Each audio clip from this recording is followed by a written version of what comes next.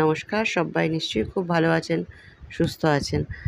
আজকে আলোচনা করব এই যে রাহু আর কেতুর যে গোচরটা হচ্ছে না, রাহু কেতু আপনারা যারা একটু মানে জ্যোতিষ নিয়ে চর্চা করেন তারা সবাই জানেন যে রাহু কেতু একটা ঘরে ১.৫ বছর করে থাকে। শনি সবথেকে বেশি থাকে, শনি থেকে ২.৫ থেকে ৩ বছর প্রায় একটা ঘরে।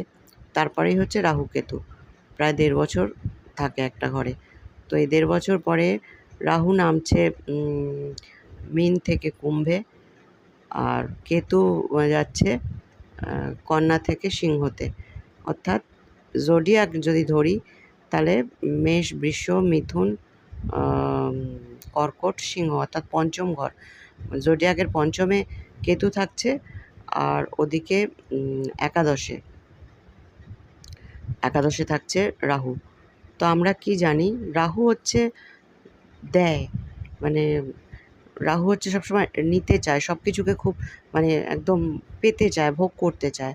আর কেতু হচ্ছে ত্যাগের প্রতীক। তো যখন একাদশে রাহু রয়েছে, তার মানে কি, একাদশ হচ্ছে আমাদের সফলতার।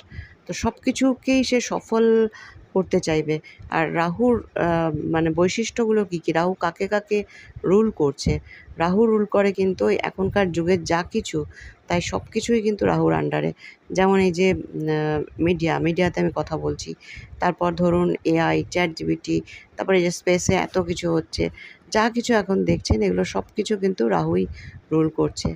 এইসব ব্যাপারে মানে যেহেতু একাদশী জোডিয়াকের একাদশে এখন রাহু থাকবে, তো এইসব ব্যাপারে কিন্তু ভীষণ অগ্রগতি, অনেক রকম কিছু ব্যাপার দেখা যাবে।